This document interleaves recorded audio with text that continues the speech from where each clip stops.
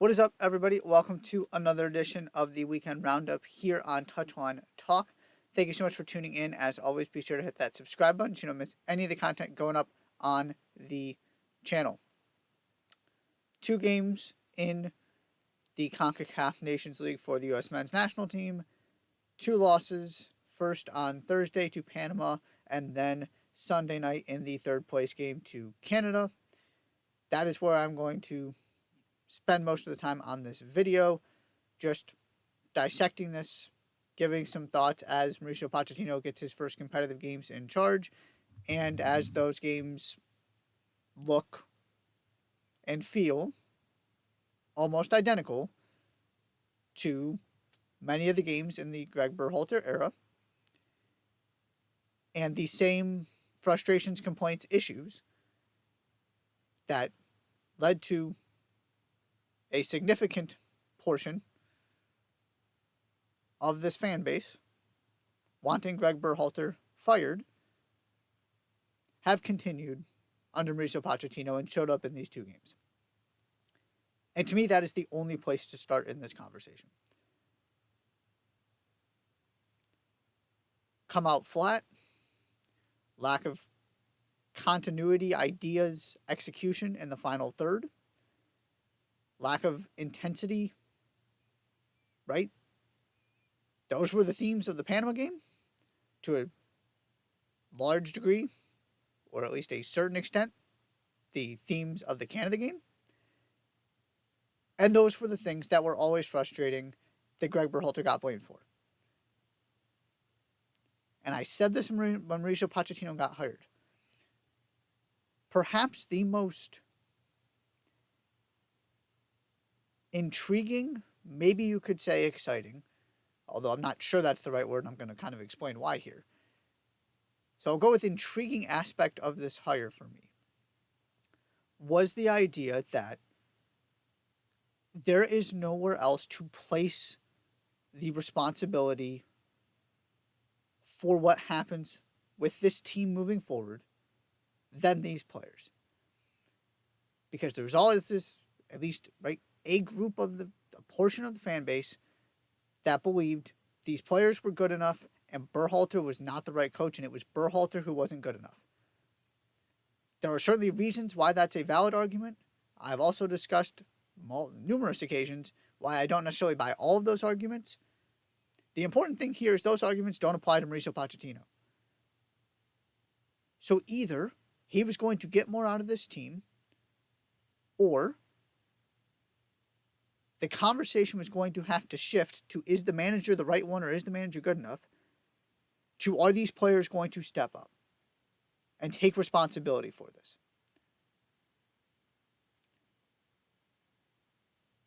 And say what you will about Greg Berhalter. This team dominated this tournament, this competition, during his entire tenure. They have won every iteration of this competition and just finished fourth under Mauricio Pochettino. I don't want to hear about the injuries and the absences because Panama was dealing with them too. This team is still better than Panama on paper, 11v11 with the starters that took the field in that game. But it's not even about the result for me as much as it is that there is still this looming question, which is, we know what these players are doing at the club level. We have also seen consistently that they have failed to live up to what we believe the potential to be internationally. And there have been numerous occasions where there have been, whether it is kind of blatant examples or more subtle ones, of just emotional immaturity, and the word I keep going back to is responsibility, but kind of looking at everything else and simply just not learning and growing and making the changes needed. And I've said this before, but I'll say it again. These are not a bunch of 22 and 23-year-olds now. These are a bunch of 25, 26, 27, 28-year-olds. They've been doing this for a while. They're in a second World Cup cycle. At some point, something has to change if this team is going to get anywhere. Because they haven't done anything unprecedented. And so you see what happened at Copa America. And to then have this be your next opportunity in a competitive game and to come out flat against Panama and to it just seems like there has been no lesson learned that there is a different level of intensity and effort that you have to reach that simply being a player at AC Milan, Juventus, Bournemouth, etc. does not get you wins in CONCACAF. I will never for a second sit here and say these players don't care. To me, that is inaccurate and incredibly offensive. Of course they care. But caring and bringing a proper level of intensity are two different things.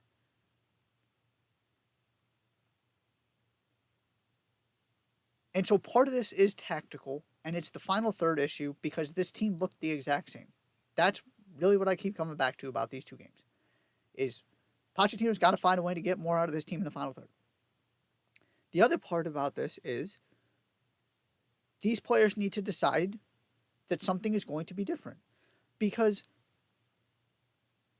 Pochettino can't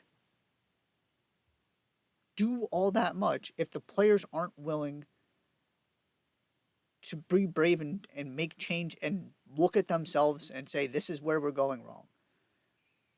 Because it just feels like there's a lot of, we need to do something different, and I don't really know what it is.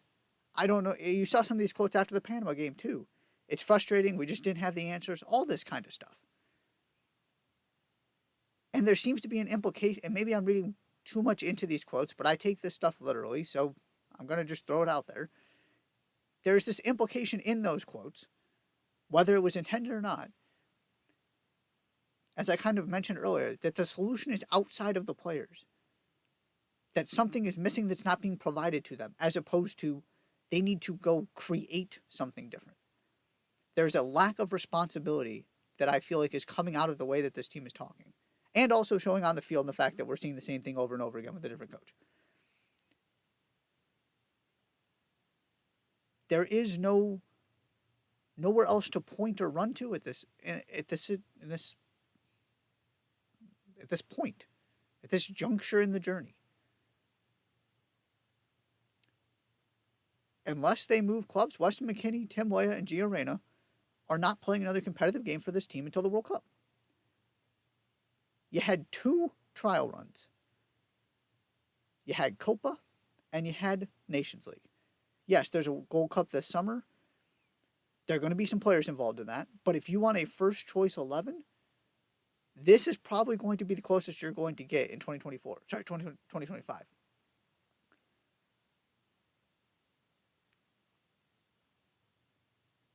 They did next to nothing with those 5 games. They learned they're still a long way from going and getting where they want to. That's something. But that's not new information. And it was allowed to happen again. The other thing I will bring up here, and I do think this is important, and I think it is a real thing that is valid. Just as a point of optimism looking ahead to the World Cup. I've said this before too. This team is much better equipped to go play against England, Uruguay. Uruguay's not the best example, pick whatever top team out there, Spain, Netherlands, Brazil, whatever of those teams that you feel like are at the top of the hierarchy, so to speak. They are much better equipped to go play against those teams than they are to go play Panama. That is where this has changed for the U.S. men's national team, and I don't think we've given that reality enough credence and focus and attention. Previous iterations were better equipped to go get dirty in CONCACAF and play this ugly brand of soccer that you have to play in this region. Because they had more of that in them, right? That's Clint Dempsey's DNA.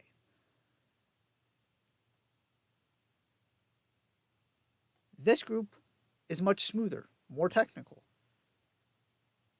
And so they are asked to go into these two different worlds where in CONCACAF, and at this point, pretty much against everybody, right? They're asked to go be the better team, to look good, to dominate possession, to control games. And then they go into the places that actually really matter in terms of changing the narrative surrounding this team, Copa America's World Cups, and asked to play completely differently because they're not the more talented team on the field most of the time, or at least some of the time, in the knockout stages where it actually matters, where they're trying to progress. I said that going into that tournament. I still believe it's the case going into 2026. That's the sweet spot. That they have just enough talent to be able, and you saw it again when they played England in the World Cup, right? They had just enough talent to stay in that game and to go toe-to-toe with England. And also don't have the responsibility of needing to control that game. They can play on the counter. They can play through the high press. The pressure is all on the other team because that's the more talented team. That's not going to change in the next year and 3 months before the World Cup starts.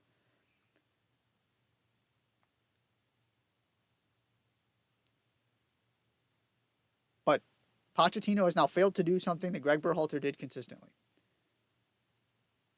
There has been no magic formula. And yes, he's still figuring this team out. You had some important absences. All that is true. Let's see what the Gold Cup looks like this summer.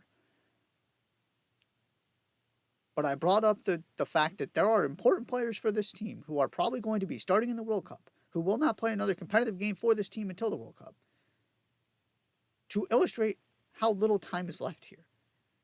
Because there is no qualifying, because you have this Club World Cup that is now invading the Gold Cup and taking some of your players away, these were the opportunities to get the closest to a test run. And they were absolute failures. One under Greg Berhalter, one under Mauricio Pochettino. The only logical conclusion here is that the players need to step up. And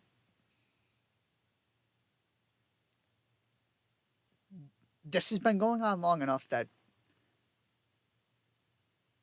I'll believe it when I see it. And again, this is all relative because this team did make the round of 16 in the World Cup. They did what they were supposed to at the World Cup. Which again goes back to this two different worlds they're operating in thing. Because you do have to kind of take all of these individually. And this is also why overreacting to World Cups is, why not overreacting to World Cups, I should say, is important. Because they are a very specific situational thing that I happen to believe this team is very equipped and well set up to succeed in. But that doesn't necessarily mean it's going to translate. Just like this doesn't mean that the World Cup is going to be a failure. So whatever part of this kind of up and down cycle you're in, there's always the flip side to it, which at this low point is a positive one that I really don't think this means too much in terms of the World Cup. But it is incredibly frustrating, and it continues to raise the question of will this group ever reach its potential? And ultimately, that is a question those players have to answer. To me, that was already the case under Greg Berhalter, but now that you've seen the same things happen under Mauricio Pochettino in games that matter, it's certainly the case. because the one consistent through line is the players. Other thing I want to mention real quickly, a couple developments in Major League Soccer that are worth noting here. The Chicago Fire. Speaking of Greg Berhalter, on a weekend when the U.S. men's national team failed to win the CONCACAF Nations League for the first time, Greg Berhalter leads the Chicago Fire to a third consecutive road victory. They go beat the previously perfect Vancouver Whitecaps, yes, missing key players, including Brian White, who's with the U.S. men's national team. But they go into Vancouver and they beat them. They now have more road wins than they did all of last season. Hugo Kuipers has already gotten half of his offensive production from last season.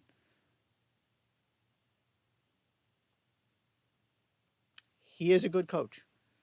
Maybe he's not quite U.S. men's national team level for where the program wanted to go. Maybe it just wasn't the right fit. Maybe he's better than a lot of people want to give him credit for. I'm still not entirely sure where I fall on that spectrum. But this guy knows what he's doing. And that team needed somebody to give them something to believe in. And it took 5 games. Probably even less than that. Because even in their loss to Columbus, there were a lot of really good positive things that came out of that. They looked good. They made some really bad individual mistakes. They've cleaned that up. And now they're right there looking like one of the better teams in the Eastern Conference. On the other side of that equation, Atlanta United, FC Cincinnati, LA Galaxy would all miss the playoffs if the season ended right now and the playoffs started. The Columbus Crew are also struggling a little bit. Together, those teams have won a third of their games. The 3 Eastern Conference teams have a negative goal difference. The Galaxy are, can't beat anybody right now. Yes, it's early. You have all kinds of extenuating circumstances. Major roster turnover in Atlanta and LA. Both Ohio teams were playing in the CONCACAF Champions Cup. I'm not panicking about any of them. Also, Ricky Pooch just isn't there for the Galaxy. That's really important too. But this does matter. And it matters in the context of the Supporters' Shield and the overall standings and who has home field advantage in the playoffs.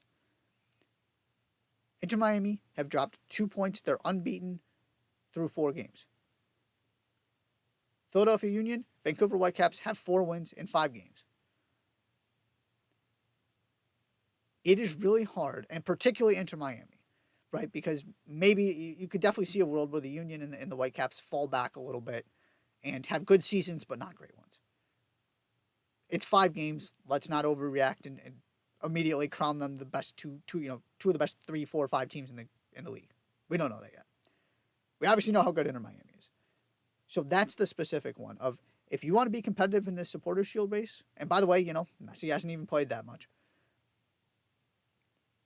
You got to step it up quickly. If you're Cincinnati, if you're Columbus, if you're Atlanta, right? These teams that were supposed to be among the best in the league. Because if you go bury yourself in a 5 to 10 point gap, good luck trying to catch Inter Miami. They were the best team in the league without Messi last season. And so now your job, if you finish as I do think at least 3 of these 4 teams, and maybe all 4. The only one I'm not quite so sure on is the Galaxy, just because depending on when Ricky Pooch comes back and what that looks like. But I do expect at least most, if not all of those 4 teams I mentioned to make the playoffs. They've got plenty of time to turn this around and get it fixed. They could absolutely go win MLS Cup. The Columbus Crew have made a living out of doing this. They don't win the Supporters' Shield, but then by the end of the season you go, oh yeah, they're the best team in the league. But if you don't want to have to go through Miami and Charlotte and Philadelphia, this has got to get turned around quickly. Or else we're going to have a really interesting situation where a lot of these teams that we think are on paper the best in the league are going to be playing road games earlier than they should. It's an interesting development. It's early, but it's been long enough that I wanted to mention it. The season is short enough that it's worth mentioning. We're already, 34 games. We're 5 games through for most teams. So let's just see where things go from here. But on a weekend where they all dropped points again, where Vancouver finally did drop points but is still there, where Philadelphia won, Charlotte won. just something I'm thinking about. I wanted to throw out there. That is all for this edition of the Weekend Roundup. Thank you so much for tuning in. Be sure to hit that subscribe button, and I'll see you next time.